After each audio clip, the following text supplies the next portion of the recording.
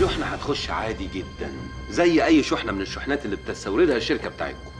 طب وافرض يا اخويا البضاعه اتفتشت، مش ده وارد برضه؟ وارد في حالة واحدة بس، إن حد يكون مبلغ عننا، إنما لو محدش بلغ هتعدي من غير مشاكل. ده انتوا ولاد الحاج عبد الستار، هو في حد هيشك فيكم؟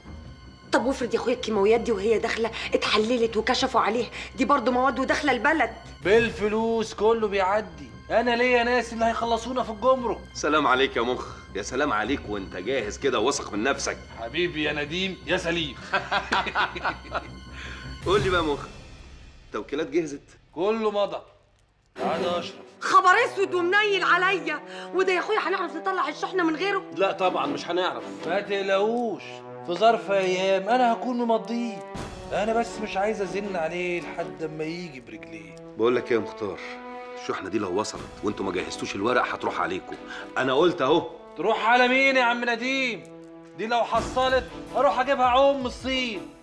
هتروح علينا يا لقد تواطأ المتهم وساعد وتستر على جلب المخدرات من الخارج إلى داخل البلاد، لذا حكمت المحكمة حضورياً على المتهم سعد عبد الستار ليل بتحويل أوراقه إلى فضيلة مفتي الديار المصري. لا لا لا لا لا لا لا لا.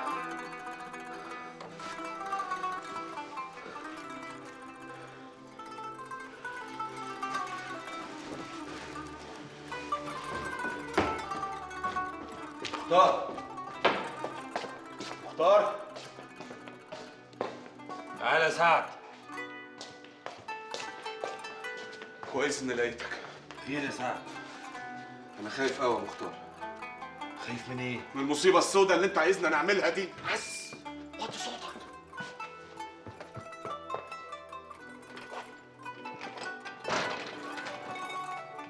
في ايه؟ من الاخر كده انا مش لاعب. مش لاعب ايه؟ ولعب عيال؟ بعدين انت خلاص مضيت التوكيل وخلصنا. هلغيه بكره الصبح عشان استريح. وانت لما تلغي التوكيل هتستريح؟ انا تعبان يا مختار،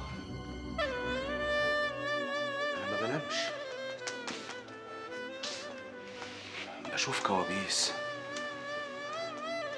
وحبل المشنقه بيتعلق حوالين رقبتي. فياض مالك؟ ما تجمد كده وخليك راجل. انت شكل اعصابك تعبانه. انا اعصابي مش تعبانه، انا منهار.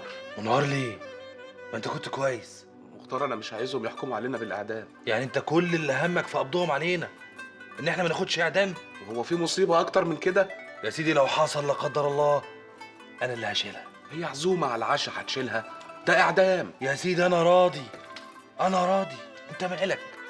المهم ان احنا ما نتورطش كلنا ويتحكم علينا.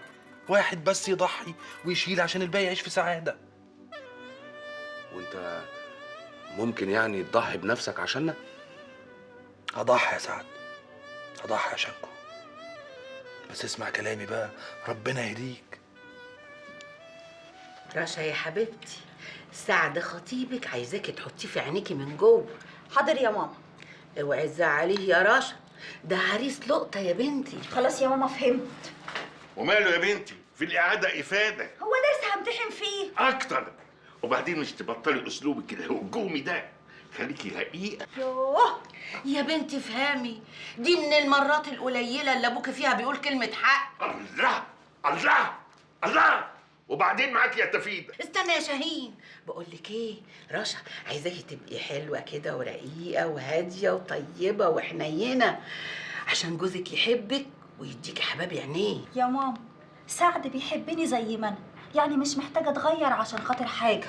ده دلوقتي بس يا عبيطة، إنما بكرة ربنا يستر. يعني ايه؟ يعني لما يبقى مليونير والفلوس تجري في ايديه، مليون واحدة هتتلم حواليه علشان تخطفوا منك. ولما كنتيش ناصحه هنطلع من المولد بلا حمص. ايه رأيكم في الصورة دي؟ ايه دي؟ دي شكلها قهوه بس بره مصر. ده بقى الكافيه شوب اللي سعد جوز بنت حبيبي هيعملهولي. لحقت تحلم وتحدد انت عايز ايه. يا اخويا مش تستنى لما تسأله، مش يمكن يرفض. ويرفض ليه؟ والكافيه ده يجي ايه بالنسبه له؟ ده نقطه في بحره ونفسي اعوم فيه.